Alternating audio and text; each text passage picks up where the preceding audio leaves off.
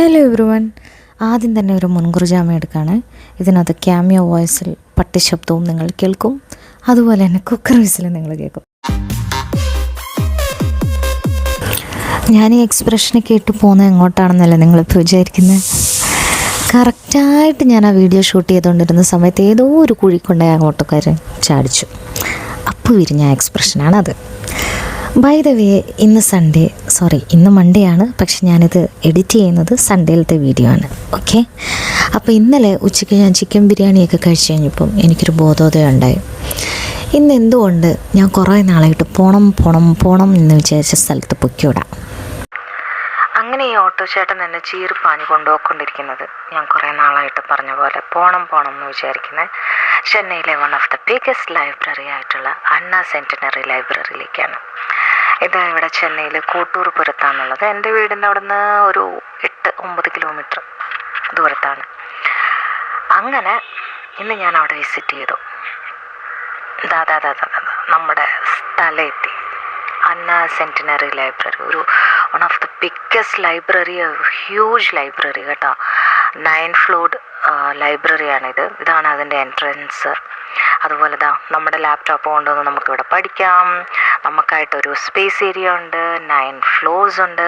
ഓരോ ഡിപ്പാർട്ട്മെൻറ്റായിട്ട് ഇവിടെ ഓരോ ഫ്ലോറിലും 2 വിങ്സ് ആയിട്ട് തിരിച്ചിരിക്കുക, എല്ലാ സബ്ജക്റ്റും. അപ്പോൾ എൻ്റെ സബ്ജക്റ്റ് എന്ന് പറയുന്നത് സ്റ്റാറ്റിസ്റ്റിക്സ് ആണ്. ആക്ച്വലി എനിക്ക് നെക്സ്റ്റ് വീക്ക് ഒരു ഇൻ്റർവ്യൂവും കൂടെ ഉണ്ട്.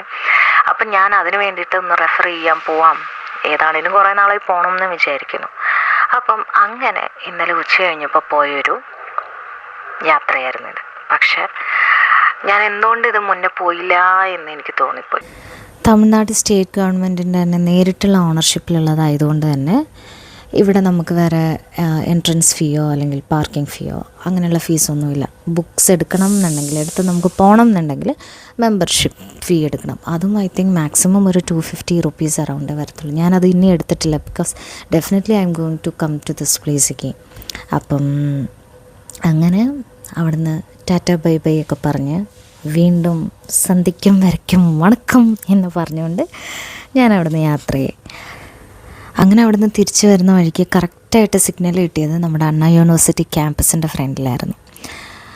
അപ്പം അതും ഞാനിങ്ങനെ സൂം ചെയ്തെടുത്തു. ഡെഫിനറ്റ്ലി ഈ വീഡിയോസിൽ കുറേ കുറ്റങ്ങളും കുറവും ഉണ്ടാവും എന്ന് എനിക്കറിയാം. കാര്യം ഞാൻ ഫസ്റ്റ് ടൈം ആ ലൈബ്രറി വിസിറ്റ് ചെയ്ത്. അപ്പോൾ ഇങ്ങനെ ഫോട്ടോസൊക്കെ എടുക്കാൻ പറ്റുമോ, ഇത് ഇപ്പോൾ ചേട്ടൻ അടിച്ചു ഞാൻ വിചാരിച്ചു. അപ്പോൾ ഫോട്ടോസൊക്കെ വീഡിയോസ് അങ്ങനെയൊക്കെ എടുക്കാൻ പറ്റുമോ എന്നൊക്കെ ഉള്ളൊരു സംശയം എനിക്കുണ്ടായിരുന്നു. അത് കാരണം ഇവിടുന്നൊക്കെ ഇങ്ങനെ ഒളിച്ചെടുത്ത വീഡിയോസൊക്കെ കൂടി ക്ലബ് ചെയ്താണ് ഞാനിന്ന് ഇവിടെ പോസ്റ്റ് ചെയ്ക്കുന്നത്. ഓക്കെ, അപ്പോൾ തിരിച്ചു വന്ന സമയത്ത് ചേട്ടൻ ഏതോ ഒരു ഷോർട്ട് കട്ട് എടുത്ത് വീണ്ടും കുണ്ടും കുഴിയും നിറഞ്ഞ വഴികളിലൂടെ എന്നെ കൊണ്ടുവന്നു. അങ്ങനെ തിരിച്ച് ഞാൻ എൻ്റെ വീട്ടിലേക്ക് എത്താറായി. സാഹിത്യപരമായിട്ട് പറയുകയാണെങ്കിൽ അസ്തമിക്കാൻ തയ്യാറെടുത്ത് നിൽക്കുന്ന സൂര്യനെയാണ് നിങ്ങളെ കണ്ടുകൊണ്ടിരിക്കുന്ന ഗൈസ്. എനിക്ക് ഇത്രയൊക്കെ പറയാൻ അറിയുള്ളൂ കേട്ടോ. അപ്പോൾ അത്രയേ ഉള്ളൂ. Bye bye, take care.